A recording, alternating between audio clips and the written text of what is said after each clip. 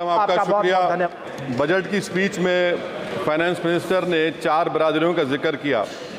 भारत की सबसे बड़ी अक़लियत मुसलमान है 17 करोड़। मैं हुकूमत से जानना चाहता हूं कि क्या 17 करोड़ मुसलमानों में गरीब नहीं है, नौजवान नहीं है, किसान नहीं है, ख़वातीन नहीं है? वतन अजीज़ में सबसे गरीब मुसलमान है, सबसे ज़्यादा नाखवानगी मुस्लिम ख़वातीन में। AIDS और PLFS का डेटा ये बताता है कि मुसलमानों में सबसे कम असासे हैं और कंजम्पशन लेवल दूसरे मजहबी ग्रुपों के बनिस्बत सबसे कम है।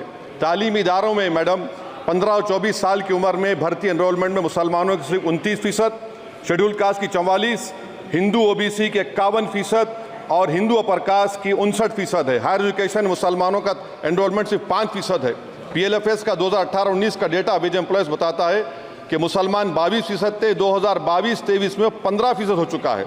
सेल्फ एम्प्लॉयमेंट में मुसलमान हिंदू सिख से ज़्यादा 58.4% है। रेगुलर वेज एम्प्लॉयमेंट में सबसे कम मुसलमान है 15% और कैजुअल लेबर में सबसे ज़्यादा मुसलमान 26% है।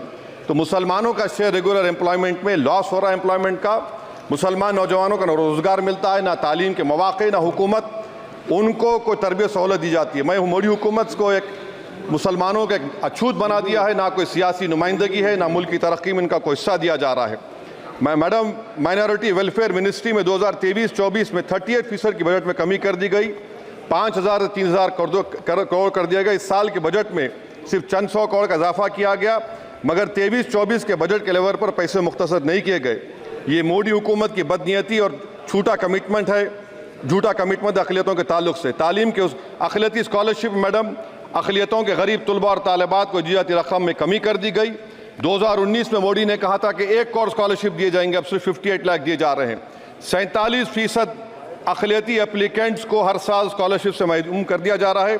10 साल से मैं कह रहा हूं कि डिमांड ड्रिवन करो। डिमांड ड्रिवन के लिए सिर्फ 3,000 करोड़ की ज़रूरत है, मगर ये हुकूमत सच्चाई को और ईमानदारी से काम नहीं कर रही है। 2007 और 8 से माइनॉरिटी स्कॉलरशिप का नंबर इजाफा नहीं हुआ है।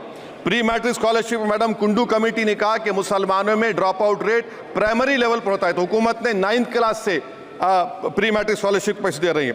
NDMC की इक्विटी मैडम 800 करोड़ एक मजाक है। PMGAV के में 910 करोड़ दिए गए। सारी दुनिया जानती है कि जहां मुसलमान बसता है गांव में, शहर में, वो अंडर डेवलप एरिया है और आप मजाक करें ऊँट के मुंह में जीरा देकर। हज में 97 करोड़। हज कमेटी एक रुश्वत का मरकज बन चुका है। प्राइवेट टूर ऑपरेटर्स के एक लाइसेंस के लिए पैसे देना पड़ता है, बिल्डिंग सिलेक्शन के लिए पैसे देना पड़ता है, मीना मुजदलफा में कंपनी के सिलेक्शन के लिए पैसे देना पड़ता है। मैं हुकूमत से मुतालबा करता हूं कि ख़त्म किया जाए और CBI से इंक्वायरी करवाई जाए। मोदी हुकूमत को अक़लियतों बिल्कुल मुसलमानों से नफरत को ख़त्म करना पड़ेगा। मुसलमानों को उनका दस्तूरी हक मिलना चाहिए। आप कैसे विकसित भारत बनाएंगे अगर 17 करोड़ मुसलमान नफरत करेंगे? मैडम पूरी स्पीच में फाइनेंस मिनिस्टर के बच्चों का जिक्र नहीं है। आज हमारे देश में 66 लाख बच्चे रोज भूखे सोते हैं। 46 मिलियन बच्चे स्टंटेड हैं मेल न्यूट्रिशन की वजह से। 25 मिलियन बच्चे वेस्टेड हैं। मासूम बच्चों की यह बदकिस्मती और बदबख्ती है कि एक शख्स चाय बेचकर वजीर आजम बन गया। LTC long term capital gain tax madam was decreased from 20 to 12.5%. However, the indexation benefit has been removed and won't apply to any property purchased after 2001. This will be detrimental to the growth of real estate, limit household capital formation and impact employment generation in construction sector. This change in LTCG is a quasi-wealth tax on household, particularly the middle class. Internship program madam 5 साल में आप 1 करोड़ लोगों को intern कराएंगे, यानी एक company को 4,000 लोगों को ट्रेन करना पड़ेगा। मुझे बताइए क्या ये बड़ी कंपनी का माने क्या है? It is unachievable. Will it be based on market cap, revenue, employ size? Maybe prime minister Modi is saying to Agniveer to do internship after 4 years of service in armed forces. Madam, 21 billion people have given up all hope and stopped looking for jobs. This brings down to 9% eligible population that is either employed or they are looking for jobs. Maybe finance minister can introduce a Berozgar tax and tax unemployed as well. No significant increase for social welfare, healthcare. It looks like Prime Minister Modi is saying देश की middle class की संपत्ति पर पहला हक हमारे alliance का है। In real terms, when adjusted to inflation, the allocation of health ABPMJ has declined. Modi is saying he said heal in India during G20. The reality is India is hurting. Madam, this government wants to increase FDI from China. Is the Prime Minister not concerned that our armed forces cannot patrol 26 patrolling points out of 65 in Ladakh? Maybe the Prime Minister wants the Chinese monopoly Indian markets. Import from China have crossed 101 billion 2024. Prime Minister Modi says Khelo India, but in reality the budget has shown that Modi government policy is Jhelo India. गरीब, middle class, farming, city developers, men and women सब मोदी को झेल रहे हैं. Madam, in the current financial year, in February 5th, 15,993 MSMEs have been closed. Total MSCs closed have 35,680. Andhra Pradesh bifurcation.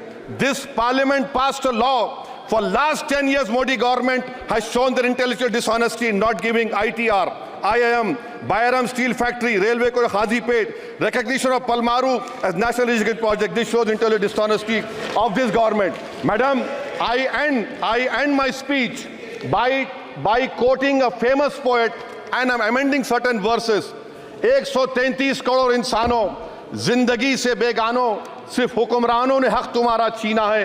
खाक ऐसे जीने पर यह भी कोई जीना है. बेशऊर भी तुमको बेशऊर कहते हैं. सोचता हो ये नादान कैसे हवा में रहते हैं. 133 करोड़ इंसानों, कब तक ये खामोशी? चलते फिरते जिंदानों, गरीब खवातीन, नौजवानों, किसानों से रोने की सदाएं आती हैं. जब शबाब पर आकर खेत लहलाता है, किसके नयन रोते हैं, कौन मुस्कुराता है? काश तुम भी समझो, काश तुम भी जानो किस कदर भयानक है जुल्म का ये ढब. देखो रख से आतिश आहन देखते ही जाओगे, होश में ना होगे.